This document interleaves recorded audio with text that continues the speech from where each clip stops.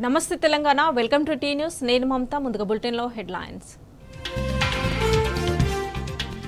మన్మోహన్ సింగ్తో తెలంగాణకు ప్రత్యేకమైన అనుబంధం ఉందన్న కేసీఆర్ రేపు అంత్యక్రియలకు హాజరు కావాలని పార్టీ నేతలకు ఆదేశం.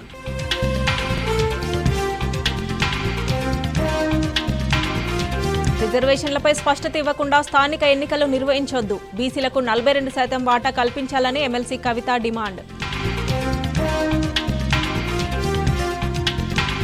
పాలమూరు రంగారెడ్డిని రేవంత్ ప్రభుత్వం నిర్లక్ష్యం చేస్తోంది. 90% పనులు పూర్తయినా పట్టింపు లేదని Srinivas Goud fire.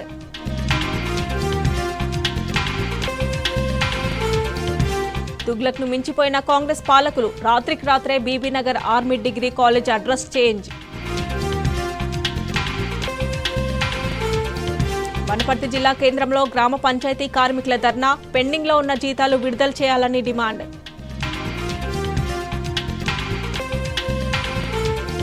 Chennur Varalakshmi ginning mill ముందు పత్తి రైతుల ఆందోళన, కొనుగోలు ప్రారంభించి మద్దతు ధర ఇవ్వాలంటూ డిమాండ్. తుగ్లక్ను మించిపోయారు నేటి కాంగ్రెస్ పాలకులు. ఉన్నవి ఊదరగొట్టడం, పేర్లు మార్చడం, అన్ని తారుమారు చేయడం తప్ప ఏడాదిగా రేవంత్ సర్కార్ ఉద్ధరించిందేమీ లేదు. తాజాగా మరో మతిలేని పనిచేసింది ప్రభుత్వం.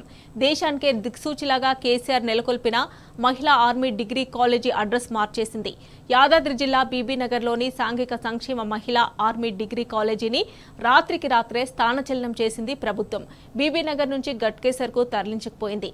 అకాడమిక్ ఇయర్ మధ్యలో తమకు కనీసం సమాచారం కూడా ఇవ్వకుండానే కాలేజీ తరలించడమేంటని విద్యార్థులు తీవ్రంగా మండిపడుతున్నారు. అక్కడి నుంచి పూర్తి సమాచారాన్ని మా ప్రతినిధి రాము అందిస్తారు. గురుకులాల వ్యవస్థ అంతా కూడా నిర్లక్ష్యంగా చేయబడింది, నిర్వీర్యమైపోయిందనడానికి సజీవ సాక్ష్యమే మనం ఉన్నాం. ఏదైతే యాదాద్రి భువనగిరి జిల్లా భువనగిరి కాన్స్టిట్యున్సీ బీబీనగర్ మండలం లక్ష్మీదేవిగూడెంలో ఆనాటి కేసీఆర్ గారి ప్రభుత్వం ఎంతో ప్రతిష్టాత్మకంగా ఎంతో ఘనకీర్తిని సాధించేలాగా ఇక్కడ మహిళా సంబంధించినటువంటి ఆర్మీ డిగ్రీ కళాశాలను మంజూరు చేసింది. చాలా సక్సెస్ఫుల్గా ఈ డిగ్రీ కాలేజీ రన్ అవుతున్నటువంటి క్రమంలోనే ఒక్కసారిగా రేవంత్ రెడ్డి ప్రభుత్వం దీనిపైన కుట్ర చేసింది. రేవంత్ రెడ్డి ప్రభుత్వం నిర్లక్ష్యానికి మరొక రూపంగా ఇది ఉంది. ఇదంతా కూడా తరలించుకుపోయారు, వేరే ప్రాంతాన్ని తరలించిపోయారు. అకాడమిక్ ఇయర్లో మధ్యలో ఈ కాలేజీని తరలించడం వల్ల విద్యార్థులు అయితే చాలా ఇబ్బంది పడుతూ ఉన్నారు. వాళ్ళ అకాడమిక్ ఇయర్ అంతా కూడా డిస్టర్బ్ అయింది. ప్రస్తుతం మనం విజువల్స్లో చూస్తూ ఉన్నాం. ఎక్కడికక్కడ కూడా యుద్ధ ట్యాంకులు ఏదైతే ఉన్నాయో, ఏదైతే ఆర్మీ ఇక్కడ ఉన్నటువంటి విద్యార్థులు వాళ్ళకు సంబంధించి ట్రైనింగ్ చేసుకోవడానికి ఇక్కడ ఆర్మీ సంబంధించినటువంటి పరికరాలను ఇస్తే ఆ పరికరాలన్నీ కూడా నిర్లక్ష్యంగా ఎక్కడికక్కడ కూడా తుప్పుపడిపోయి స్క్రాప్ లాగా మారినటువంటి పరిస్థితిని కూడా మనం చూస్తూ ఉన్నాం. అర్ధాంతరంగా ఇక్కడ అకాడమిక్ ఇయర్ మధ్యలో ఈ కాలేజీని తరలించుకోవడం అనేది ప్రతి ఒక్కరిని కూడా కలిసివేస్తూ ఉంది. ప్రధానంగా భువనగిరి నియోజకవర్గ ప్రజలైతే చాలా ఇబ్బంది పడుతూ ఉన్నారు. భువనగిరి నియోజకవర్గ ప్రజలైతే చాలా దీనిపైన ఆవేదన వ్యక్తం చేస్తూ ఉన్నారు. రేవంత్ రెడ్డి సర్కార్లో గురుకులాలన్నీ కూడా సర్వనాశనం అయిపోయాయి. గురుకులాల వ్యవస్థ అంతా కూడా నిర్వీర్యం అయిపోయింది. ఈరోజు ఒక కళాశాలనే ఇక్కడి నుంచి తీసివేయడం అనేది చాలా దురదృష్టకరమని కూడా ప్రతి ఒక్కరు కూడా ఆగ్రహం వ్యక్తం చేస్తూ ఉన్నారు. దీని పట్ల BRS party working president KTR గారు కూడా ట్వీట్ చేశారు. ఆర్ఎస్ ప్రవీణ్ కుమార్ కూడా ట్వీట్ చేయడం జరిగింది. ఇక్కడ ఉన్నటువంటి విద్యార్థుల యొక్క భవిష్యత్తుని ఏమాత్రం కూడా ఆలోచన చేయకుండా అర్ధాంతరంగా ఈ కాలేజీని వేరే ప్రాంతానికి తరలించడం, అది కూడా అరకొర వసతులతో అసౌకర్యాలతో అక్కడ తరలించడం అనేది సరైంది కాదని కూడా వాళ్ళు ఆగ్రహం వ్యక్తం చేస్తూ ఉన్నారు. రేవంత్ రెడ్డి సర్కార్ వచ్చిన దగ్గర నుంచి కూడా గురుకులాలన్నీ కూడా భ్రష్టుపట్టిపోతూ ఉన్నాయి. గురుకులాల్లో దాదాపు 60 మంది విద్యార్థులు అకాల మరణం చెందారు. ఎక్కడికక్కడ కూడా నాణ్యమైన భోజనం లేదు, నాణ్యమైనటువంటి విద్య లేకుండా గురుకులాలన్నీ కూడా అస్తవ్యస్తంగా తయారైపోయాయి. కేసీఆర్ గారి ప్రభుత్వంలో ఎంతో ఘనకీర్తిని సాధించినటువంటి గురుకులాలన్నీ కూడా నేడు కునరిల్లిపోతూ ఉన్నాయి. కనీసం విద్యార్థులు ఆ తల్లిదండ్రులు ఇందులో చేరాలంటే భయపడాల్సినటువంటి ఒక భయానకమైనటువంటి వాతావరణం కాంగ్రెస్ పార్టీ ప్రభుత్వం తీసుకొచ్చిందని కూడా ప్రతి ఒక్కరు ఆరోపిస్తూ ఉన్నారు. ఎప్పటికైనా సరే ఈ కాలేజీలో మరిన్ని సౌకర్యాలు కల్పించి ఇక్కడ అద్దె చెల్లించాల్సినటువంటి బకాయిలన్నింటినీ కూడా క్లియర్ చేసి మళ్ళీ ఇక్కడ అన్ని సౌకర్యాలు ఉన్నటువంటి ఈ ప్రాంతంలోనే ఈ మహిళా ఆర్మీ డిగ్రీ కాలేజీని ఏర్పాటు చేయాలని కూడా సర్వత్రా కూడా డిమాండ్ వ్యక్తమవుతున్నాయి. ఈ నేపథ్యంలోనే భువనగిరి నియోజకవర్గం సంబంధించినటువంటి నాయకులు ఉన్నారు. ఎందుకు ఈ కాలేజీ వేరే ప్రాంతం తరలి వెళ్లాల్సి వచ్చింది, ఎందుకు అద్దె బకాయిలు ఉన్నాయి, ఇక్కడ ఉంటున్న విద్యార్థులని అర్ధాంతరంగా అకాడమిక్ ఇయర్ని డిస్టర్బ్ చేసేలాగా ఎందుకు ఇతర ప్రాంతం తరలించారనేది కూడా వారిని తెలుసుకుందాం. ఇక కలెక్టర్ గారు పట్టించుకోవట్లేదు, ఇక్కడ ఉన్నటువంటి కాంగ్రెస్ పార్టీ ఎమ్మెల్యే పట్టించుకోవట్లేదు. ఇక్కడ ఇద్దరు మంత్రులు ఉన్నారు జిల్లాకు, మంత్రులు కూడా అసలు దీనిపైన కనీస అవగాహన కానీ వారికి సమాచారం కూడా లేదని కూడా మనకు తెలుస్తూ ఉంది. ఈ కాలేజీని అర్ధాంతరంగా అగరకొర సౌకర్యాలతో వేరే ప్రాంతాన్ని తరలించుకుపోతూ ఉంటే ఇక్కడ ఎవరికి కూడా పట్టింపు లేదు, అధికార పార్టీ నాయకులకు పట్టింపు లేదు, విద్యార్థుల భవిష్యత్తు గురించి ఎవరికి కూడా బాధ్యత లేదని కూడా సర్వత్రా విమర్శలు వ్యక్తమవుతున్నాయి. ఈ నేపథ్యంలోనే భువనగిరి నియోజకవర్గ నాయకులు ఉన్నారు, వారితో మనం మాట్లాడదాం. కురుపుల అమరేందర్ గారు, ఎందుకు తరలిలేదండి ఇంత మంచి కాలేజీ, మీ హయాంలోనే ఇది ప్రారంభమైంది, కేసీఆర్ గారు ఏర్పాటు చేశారు, ఆర్ఎస్ ప్రవీణ్ కుమార్ గారు కూడా ఆ రోజు మీరు కూడా పాల్గొన్నారని చెప్తా ఉన్నారు. విద్యార్థులు చాలా చక్కగా ఆర్మీ ఉద్యోగాలు సాధించడానికి కానీ, డిఫెన్స్ కానీ, నేవీలో కానీ, త్రివిధ దళాల్లో ఉద్యోగాలు సాధించడానికి ఇది ఎంతో ఎంతో ఉపయోగపడుతుంది. ఎందుకు తరలించకపోయారు? అక్కడ సౌకర్యాలు లేవని అంటున్నారండి, నిజమేనా? అన్ని వ్యవస్థలను ఏకీకృతం చేసి అభివృద్ధి దిశగా ఈ 10 ఏళ్ల కాలంలో అభివృద్ధి చేసినటువంటి ఘనత కేసీఆర్ గారి ప్రభుత్వాన్ని. అన్ని వ్యవస్థలు నాశనం చేస్తున్నటువంటి పని చేస్తున్నటువంటి వ్యక్తి రేవంత్ రెడ్డి గారు, కాంగ్రెస్ ప్రభుత్వం. ఎందుకంటే రైతులని ఈరోజు మోసాలకు గురి చేసిండు, ఆ వ్యవస్థను రద్దు చేసిండు, ఐటీ ఫార్మా సెక్టార్లని నాశనం చేసిండు. అదేవిధంగా ఆయన దగ్గర ఉన్నటువంటి విద్యాశాఖను కూడా ఈరోజు నిర్వీర్యం చేయడానికి ఇవాళ ఒక గొప్ప ప్రణాళికను రూపొందిస్తుండ్రు రేవంత్ రెడ్డి గారు. మేము ఆ రోజు 200 పై చీలుకున్నటువంటి గురుకులాలని కేసీఆర్ గారు ప్రభుత్వం వచ్చిన తర్వాత, తెలంగాణ ప్రభుత్వం వచ్చిన తర్వాత ఒక గొప్ప వ్యక్తి ఆర్ఎస్ ప్రవీణ్ కుమార్ గారు ఒక మాజీ పోలీస్ అధికారిని పెట్టి ఒక గొప్ప ప్రణాళికలు చేసి పేదింటి పిల్లలందరూ చదువుకోవాలని చెప్పి 600 పై చీలుకు గురుకులాలు ఏర్పాటు చేసినటువంటి ఘనత కేసీఆర్ ప్రభుత్వాన్ని. కానీ ఈరోజు గురుకులాలను నాశనం చేయాలి, విద్యా వ్యవస్థ నాశనం చేయాలి, పేదింటి పిల్లలు చదువుకోవద్దు, ఉన్నత వర్గాలే చదువుకోవాలనే ఉద్దేశంతో చేస్తున్నటువంటి కుట్రలో భాగమే ఇలా కాంగ్రెస్ ప్రభుత్వం చేస్తుంది. ఎందుకంటే ఆనాడు గురుకులాలంటే ఒక గొప్ప రాజనీతి ఉంటుందని ఇంగ్లీష్ మీడియాలు పెట్టాలని చెప్పి ఎవరెవరైతే పిల్లలు అన్ని రంగాలలో ఉండాలి, క్రీడా రంగాలలో ఉండాలి, తర్వాత సంస్కృతి రంగాల్లో ఉండాలి, ముఖ్యంగా ఈ దేశ రక్షణ రంగంలో ఉండాలని, మహిళలకు ఒక గొప్ప శక్తి ఉండాలని చెప్పి యాదాద్రి భువనగిరి జిల్లాలో ఇక్కడ ఏర్పాటు చేసినటువంటి మహిళా డిగ్రీ కాలేజీ సైనిక స్కూల్ని ఇవాళ రంగారెడ్డి జిల్లాకు తరలించకపోవడం చాలా బాధాకరం. ఎందుకంటే మేము డబ్బులు లేవు మా దగ్గర, మేము తరలించకపోతాము, ఆడపిల్లలందరినీ కూడా నిజంగా కూడా ఇక్కడ ఉన్నటువంటి అన్ని సౌకర్యాలతోటి కూడుకున్నటువంటి పని. ఇక్కడ 5 సైనిక అధికారులను పెట్టి శిక్షణ ఇస్తుంటే ఈరోజు ఆడపిల్లల్ని ఎకాఎకిన తీసుకుపోయి అకాడమిక్ ఇయర్ సెంటర్లో ఉండి వాళ్ళని అక్కడికి తరలించకపోయి ఏదో గట్కేసార్ ప్రాంతంలో పెడతామని చెప్పేసి క్లాసులు అక్కడ పెడతారట. అసలు వాళ్ళకు సైనిక స్కూల్ అంటే నిరంతరం గ్రౌండ్లో ఉండి వాళ్ళు శిక్షణ పొందాలి. అట్లాంటి ఆడపిల్లలని ఈరోజు వాళ్ళు తిప్పుకుంటూ ఈ స్కూళ్ళు మూసేయాలని ఒక కుట్ర పన్నుతుంది కాంగ్రెస్ ప్రభుత్వం. దీన్ని తీవ్రంగా ఖండిస్తున్నాం. జీతాలు కూడా ఇవ్వట్లేదని చెప్తా ఉన్నారండి. దీంతోపాటు ఆర్మీ వాళ్ళు వాళ్ళకి గిఫ్ట్గా ఇచ్చారు వీళ్ళు ట్రైనింగ్ చేసుకోవడానికి, ఆ పరికరాలను కూడా తుప్పు పట్టిపోతామని తరలించలేదు. దీని నిర్లక్ష్యం కూడా ఎలా చూడాలి? ఇది జీతాలు కాదు, నేనేమంటున్నా, జీతాలు ఒకటే కాదు. గతంలో కేసీఆర్ గారు కొన్ని పేదింటి కుటుంబాలలో వంట కూడా లేనటువంటి సందర్భంలో ప్రతి ఇంట్లో ఒక గొప్పింటి బిడ్డ ఎట్లయితే తింటాడో ఈ హాస్టళ్ళల్లో కూడా సన్నబియ్యం తినాలని మంచి ఫుడ్ పెట్టి వీళ్ళకు ఒక ప్రతిష్టాత్మకంగా వీళ్ళని తీర్చిదిద్దితే ఈరోజు అడుగడుగున విషాహారాలు, తర్వాత వాళ్ళ సౌకర్యాలు లేక ఎంతోమంది విద్యార్థులు చనిపోతున్నారు. ఆ రోజు కూడా చెప్పిండు రేవంత్ రెడ్డి గారు ఈ గురుకులాలను మూసేస్తామని ఒక కుట్రవంతునని చెప్పిండు ఆయన. కానీ ప్రజలు అర్థం చేసుకోలేని పరిస్థితులు ఉన్నారు. అట్లాంటి పిల్లలని ఆ రోజు కేసీఆర్ గారు, ఆర్ఎస్ ప్రవీణ్ కుమార్ గారు గొప్పగా తీర్చిదిద్ది ఆనంద్ పూర్ణ లాంటి వ్యక్తులని, ఒక పేదింటి పిల్లలను, గిరిజనులను, అర్జునులని ఇలా హిమాలయ శిఖరాలకు ఎక్కించినటువంటి ఘనత కేసీఆర్ ప్రభుత్వాన్ని. కానీ ఇలా కాంగ్రెస్ ప్రభుత్వాన్ని, రేవంత్ రెడ్డి ప్రభుత్వం ఏం చేస్తుండ్రు? పాతాళంలో తొక్కుతున్నారు ఈ విద్యార్థులని. దీన్ని తీవ్రంగా ఖండిస్తున్నాము. ఈ యొక్క ఆర్మీ స్కూల్ని ఇక్కడనే ఏర్పాటు చేయాలి. ఇక్కడ ఉన్నటువంటి ఎమ్మెల్యేకు సోయి కూడా లేదు. అనిల్ కుమార్ రెడ్డి గారికి విద్యా వ్యవస్థ మీద ఆయనకు నాలెడ్జ్ కూడా లేదు. ఎందుకంటే ఈ సైనిక్ స్కూల్తో పాటు యూఆర్ఎస్ అనే అర్బన్ రెసిడెన్షియల్ స్కూల్ భువనగిరిలో టౌన్లో ఉండే, అది అర్బన్ ప్రాంతంలో ఉండవలసిన స్కూల్ని చందపల్లికి ఆలేరు ప్రాంతాన్ని తరలించకపోతుంటే కూడా చూస్తూ అసలు విద్యా వ్యవస్థ మీద వాళ్ళకు ఒక అవగాహన లేదు, ఇక్కడ ఉన్నటువంటి కాలువల మీద అవగాహన లేదు, నీళ్ళ మీద అవగాహన లేదు, రైతుల మీద అవగాహన లేదు. ఒక అంబేద్కర్ భవనం ఎన్నో ఏండ్లుగా ఉన్నటువంటి ఇక్కడ అందరూ ఉంటే ఆ రోజు మంత్రి జగదీశ్వర్ రెడ్డి గారి యొక్క ప్రోద్బలంతో, ఇక్కడ ఉన్నటువంటి స్థానిక ఎమ్మెల్యే పైలశేఖర్ రెడ్డి గారి ప్రోద్బలంతో ఒక మంచి అంబేద్కర్ భవనం కట్టాలని చెప్పి ఆ రోజు భువనగిరి పట్టణంలో అంబేద్కర్ భవనం కడితే ఈ రోజుకు రిబ్బన్ కట్ చేయలేని పరిస్థితి ఉంది. ఇప్పుడు గట్కేశ్వర్ తీసుకెళ్లారండి రంగారెడ్డి జిల్లా, మళ్ళీ ఇక్కడికి తీసుకొస్తామంటున్నారు. ఇక్కడ ఏదో కాలేజీ కూడా సెలెక్ట్ చేసి అది సాధ్యమవుతుందా? ఒకసారి తరలింపు అనేది 3-4 నెలల ప్రక్రియ, మళ్ళీ తీసుకొచ్చేటువంటి ఆస్కారం ఉంటుందా? అది సాధ్యమవుతుందా? నేనేమంటున్నా అంటే విద్యా వ్యవస్థ ఎప్పుడైనా కానీ చిన్నాభిన్నం అయితే విద్యార్థులతో పాటు వాళ్ళు ఎప్పుడైతే ఫిజికల్ ఫిట్నెస్ కూడా అవసరం. ఫిజికల్ ఫిట్నెస్ ఈ సైనిక స్కూల్లో ఉండవలసిన ఆడపిల్లలకు ఫిజికల్ ఫిట్నెస్ ఉండాలి. ఈ గ్రౌండ్లు చేంజ్ కావడం వల్ల, అక్కడ అరకొర సౌకర్యాలు ఉండడం వల్ల, ఇవన్నీ తిప్పడుతుండడం వల్ల 2 నెలలు ఫిజికల్ ఫిట్నెస్ కోల్పోతే వాళ్ళు చాలా కోల్పోతారు వాళ్ళు. మీకు ఒక విషయం తెలియజేస్తానండి. ఇందులో చదువుకున్న పిల్లలు, ఆడపిల్లలు రక్షణ శాఖలో, అదేవిధంగా గతంలో పోలీస్ శాఖలో ఎంతో ఉన్నతమైనటువంటి పదవులు చేసిరు. గురుకులాల్లో చదువుకున్నటువంటి వ్యక్తులు ఐఏఎస్లు, ఐపీఎస్లు, గ్రూప్ 1 సర్వీసులలో శాస్త్ర సాంకేతిక విద్యా విధానంలో కూడా గొప్పగా ప్రగతి సాధించారు. ఇక్కడ చదువుకున్న పిల్లలు ఎవరైనా పేద పిల్లలు వస్తే కేసీఆర్ గారు ఒక మాట చెప్పిండ్రు, ఉన్నత విద్య కోసము ఏ ఫారెన్ కంట్రీస్లో అమెరికా కానీ, ఇంగ్లాండ్ కానీ, ఇంకెక్కడికైనా పోయి చదువుకుంటే, జర్మనీ కానీ చదువుకుంటే 20 లక్షల రూపాయల స్టైఫండ్ ఇచ్చిన ఘనత గతంలో బీఆర్ఎస్ ప్రభుత్వానికి ఉంది.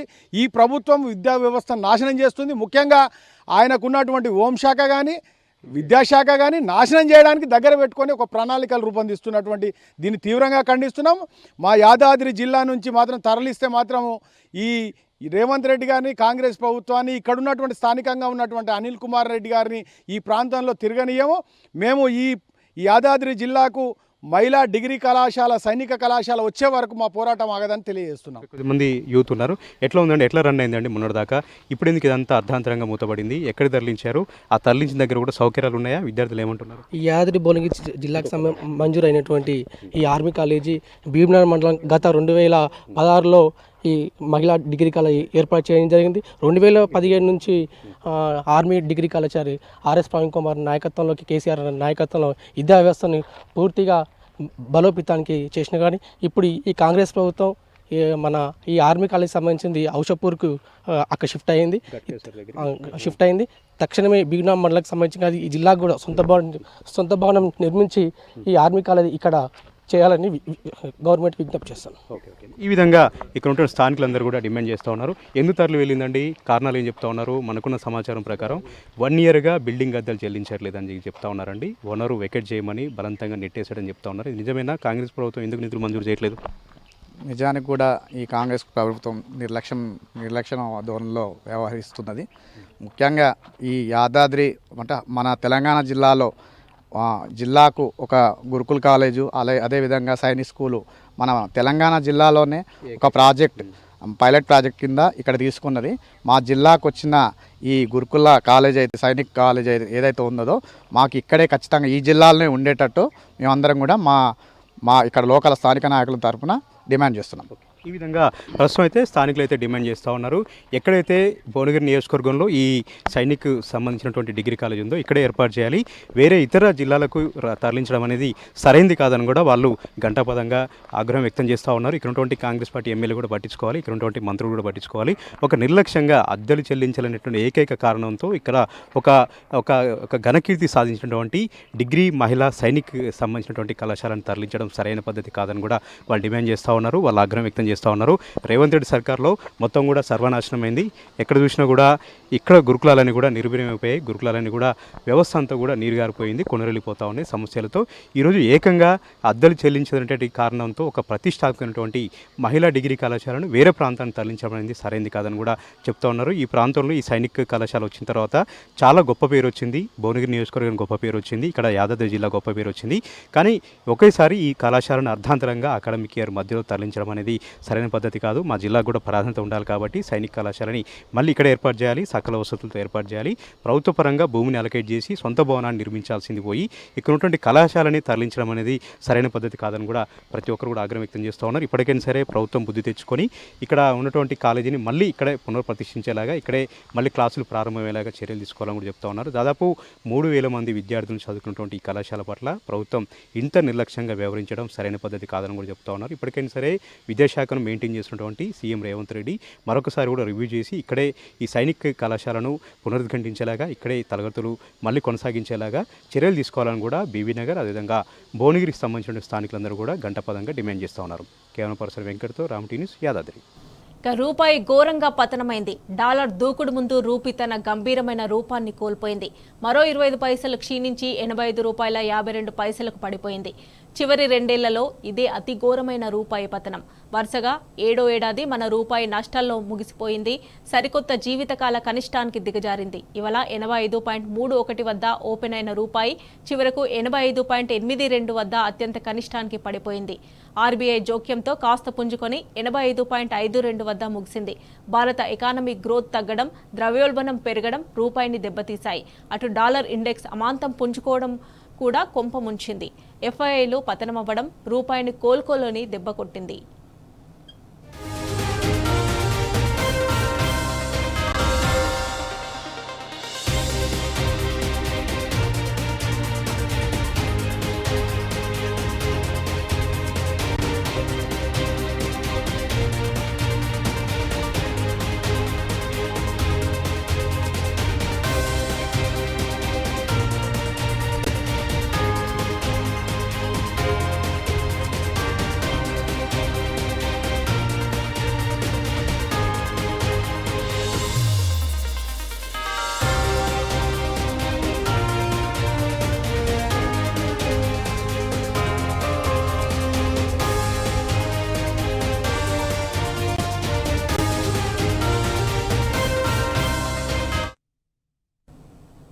జాతీయ ఎస్సీ కమిషన్ ఆధ్వర్యంలో 2 తెలుగు రాష్ట్రాల్లో 64 కేసులు విచారణ చేశామన్నారు జాతీయ ఎస్సీ కమిషన్ సభ్యులు వడ్డేపల్లి రామచందర్. ఇప్పటిదాకా 8 జిల్లాల్లో అధికారులతో రివ్యూ ఏర్పాటు చేశామని తెలిపారు. ఆన్లైన్ ద్వారా దరఖాస్తు చేస్తే 4376 కేసులు వచ్చాయని చెప్పారు. నేషనల్ కమిషన్ న్యూఢిల్లీకి మాకుండే పవర్స్ సివిల్ కోర్టుకు ఉండే పవర్స్ ఉంటాయి. దీంట్లో ఈ అనగారినటువంటి షెడ్యూల్ కులాలకి ఒక కమిషన్, ఇది కూడా ఒక కోర్టు. ఈ కోర్టులో సత్వర న్యాయం జరుగుతుంది.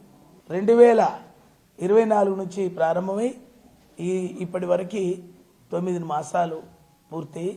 ఇవాళ డిసెంబర్ 10వ మాసం నడుస్తుంది. ఈ 33 జిల్లాలలో 8 జిల్లా రివ్యూ చేయడం జరిగింది. 64 కేసులను మనం హియరింగ్ పెట్టడం జరిగింది. ఆ హియరింగ్లో మనం చాలా మందికి ఈ గడిచిన 9 నెలల్లో ఈ కమిషన్లో ఆన్లైన్ ద్వారా మనకు కేసులు కూడా అప్లికేషన్ చేసుకునే వెసులుబాటు నేషనల్ కమిషన్ కల్పించింది. మనకు ఎవరైతే అప్లికేషన్ పెట్టుకుంటారో ఆ అప్లికేషన్ వాళ్ళు సహకరించకపోతే దాన్ని 1, 2, 3 సార్లు మనం వాళ్ళకు నోటీసులు పంపించి దాన్ని మనం క్లోజ్ చేస్తాం. మళ్ళీ ఓపెన్ కూడా చేసే పవర్ ఉంటుంది కమిషన్కి. ఈ 64లో 11 కేసులు వాళ్ళ పరిష్కారం కూడా జరిగిపోయింది.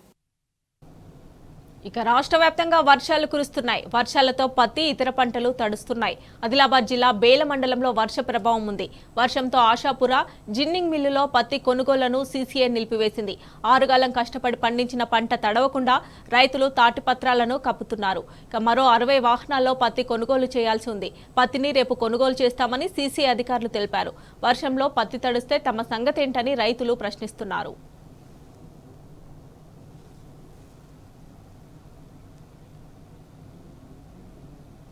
ఉట్టికెగరలేనమ్మా ఆకాశానికి ఎగిరిందట. రేవంత్ సర్కార్ వ్యవహారం కూడా అలాగే ఉంది. పాలన చేత కాదు కానీ నోరు పారేసుకోమంటే మాత్రం ముందుంటారు. పైసా ఆదాయం తెచ్చే తెలివిలేని కాంగ్రెస్ పాలకులు అప్పులు తేవడానికైతే ఎగబడుతున్నారు. ఒక్క ఏడాదిలోనే 1,50,000 కోట్ల అప్పు తెచ్చి రాష్ట్రం నెత్తిన పెట్టారు. మళ్ళీ ఇప్పుడు కొత్త అప్పు కోసం వెంపర్లాడుతోంది రేవంత్ ప్రభుత్వం.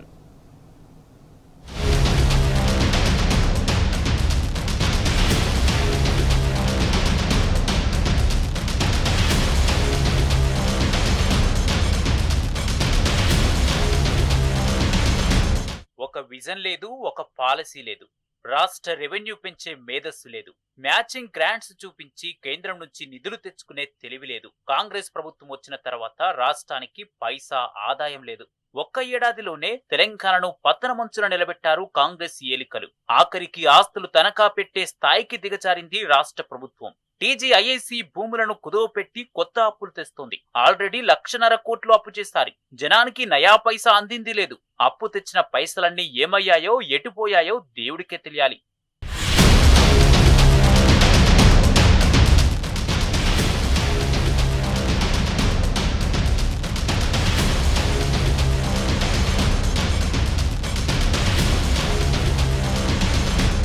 కొత్త అప్పు కోసం రేవంత్ ప్రభుత్వం 3 బ్యాంకులను సంప్రదిస్తే అందులో ఒక బ్యాంకు నుంచి గ్రీన్ సిగ్నల్ వచ్చినట్టు తెలుస్తోంది. ఈ మేరకు ఆ బ్యాంకుతో సర్కారు అవగాహన కుదుర్చుకున్నట్లు సమాచారం. అందుకు అనుగుణంగా ఆర్బీఐ గ్యారంటీతో బాండ్లను జారీ చేయనుంది. అడ్మినిస్ట్రేషన్లో రేవంత్ తన గురువు చంద్రబాబును ఫాలో అవుతున్నాడని అంతా అనుకుంటున్నారు. గురువు అడుగుజాడల్లో నడుస్తూ నిధుల సమీకరణ కోసం ప్రాపర్టీ ప్లెడ్జింగ్ విధానాన్ని అమలు చేస్తున్నాడని అంటున్నారు. ఇలా ఆస్తులు కుదవబెట్టి ప్రభుత్వాలు నిధులు సమకూర్చుకోవడం నేర్పింది చంద్రబాబే. అయితే ఆస్తులు తనఖా పెట్టి అప్పులు తెచ్చుకునేదాకా వ్యవహారం బాగానే ఉంటుంది. ఆ తర్వాతే అసలు కథ మొదలవుతుంది. భవిష్యత్తులో ఈ తనఖా అప్పులు సర్కారుకు తలకు మించిన భారంగా పరిణమించే ప్రమాదం ఉంటుందని ఆర్థిక నిపుణులు విశ్లేషిస్తున్నారు.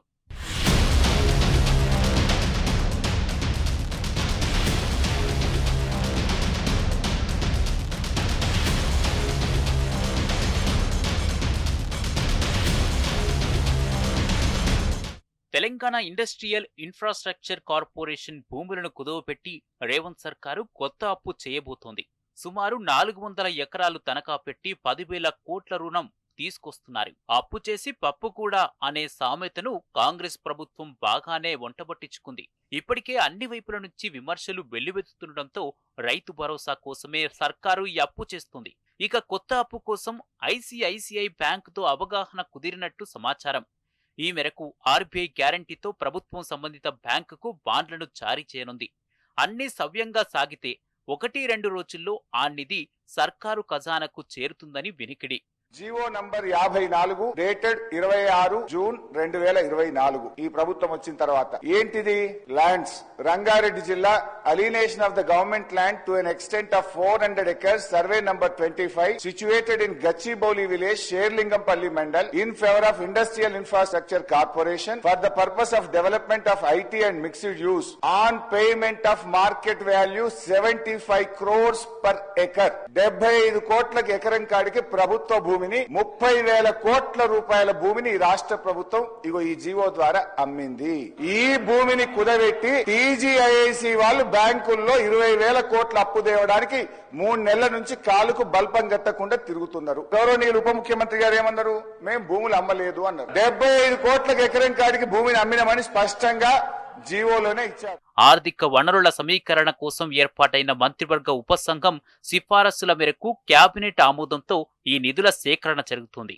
వివిధ పబ్లిక్, ప్రైవేట్ సెక్టార్ బ్యాంకులను సంప్రదించడానికి నవంబర్ 24న ప్రభుత్వం ఒక కన్సల్టెంట్ను కూడా నియమించింది. ఇందుకోసం మొత్తం 4 సంస్థలు బిడ్లు వేగా లోయెస్ట్ బిడ్డర్ గా నిలిచిన ట్రస్ట్ క్యాపిటల్ అనే సంస్థను కన్సల్టెంట్ గా ఖరారు చేశారు. మధ్యవర్తిగా వ్యవహరించినందుకు ఈ సంస్థకు 0.1% ఫీజు చెల్లించనుంది.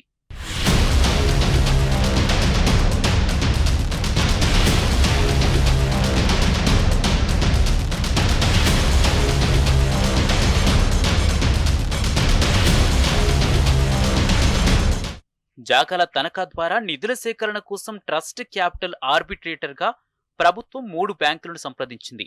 వాటిలో state bank of India Revanth సర్కారు ప్రతిపాదనను తోసిపుచ్చగా కరూర్ వైశ్య బ్యాంకు కొంత సానుకూలంగా స్పందించింది. అయితే ఈ 2 బ్యాంకుల్లోనూ వడ్డీ రేట్లు ఎక్కువే. వీటి వడ్డీ ఏడాదికి 10.5% ఉంటుందని తెలుస్తోంది. కాగా ఐసిఐసిఐ బ్యాంకుతో మాత్రం ఏటా 9.5% ఇంట్రెస్ట్ లెక్కన ఒప్పందం కుదిరినట్లు సమాచారం. ఒకవేళ ప్రభుత్వం ఓపెన్ మార్కెట్ బారోయింగ్స్ లోకి వెళ్తే వడ్డీ భారం కేవలం 6.5 నుంచి 7.5% మాత్రమే పడుతుంది. కానీ ఇప్పుడు రాష్ట్ర ప్రభుత్వం దాదాపు 2% ఎక్కువ వడ్డీకి ఈ రుణం తీసుకోవాల్సి వస్తుంది. ఆ లెక్కన నెలా ప్రభుత్వంపై సుమారు 100 కోట్ల రూపాయల వడ్డీ భారం పడనుంది. బాండ్ల గడువు ముగిసేలోపు ఎప్పుడైనా ఆ ల్యాండ్ను అమ్మేసి ప్రభుత్వం ఈ అప్పు తీర్చాల్సి ఉంటుంది.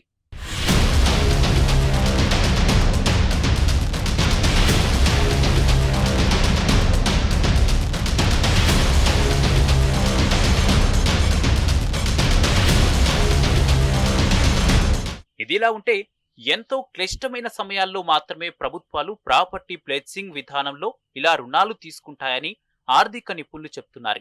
ఆర్థిక క్రమశిక్షణ విషయంలో ప్రభుత్వం గాడి తప్పిందనేది వాళ్ళ నిశ్చితాభిప్రాయం. ఒక పకడ్బందీ ప్రణాళికను అనుసరిస్తే నిధుల సమీకరణకు అనేక ప్రత్యామ్నాయ మార్గాలు ఉన్నాయని వాళ్ళు అంటున్నారు. ఇలా ప్రభుత్వ ఆస్తులను జమానతుగా పెట్టి అప్పు తీసుకోవడం గడిచిన 10 ఏళ్లలో ఇదే మొదటిసారి. ఇక ఈ పద్ధతిలో అధిక వడ్డీ భారం మరొక ప్రధాన అవరోధం. ప్రభుత్వ ఆస్తులు తనఖా పెట్టి అప్పులు తెచ్చే విధానానికి ఆద్యుడు చంద్రబాబు నాయుడే. 2006-2007 మధ్య కాలంలో రాష్ట్రం ఉమ్మడిగా ఉన్నప్పుడు ఆయన ఏపీఐఐసి భూములు కుదవపెట్టి రుణం తీసుకున్నారు. యదా గురు తదా శిష్య అన్నట్లు ఇప్పుడు రేవంత్ రెడ్డి కూడా అదే పద్ధతిని అందిపుచ్చుకున్నాడు. గురువు చంద్రబాబు బాటలోనే నడుస్తున్నాడు. ప్రపంచ బ్యాంకు నుంచి నిధులు తెస్తామనడం, ఏడాది పాలన సందర్భంగా అప్పట్లో ఆయన సన్ రైజింగ్ ఆంధ్రప్రదేశ్ అంటే ఇప్పుడు ఈయన రైజింగ్ తెలంగాణ అనే క్యాప్షన్ తో ప్రమోషనల్ క్యాంపెయినింగ్ చేయడం గురువు గారి శిక్షణలో భాగమేనట.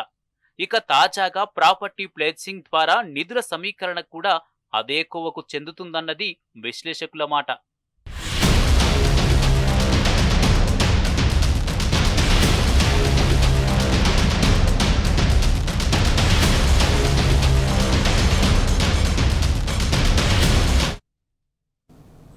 ఇవి bulletin updates. Keep watching tea news.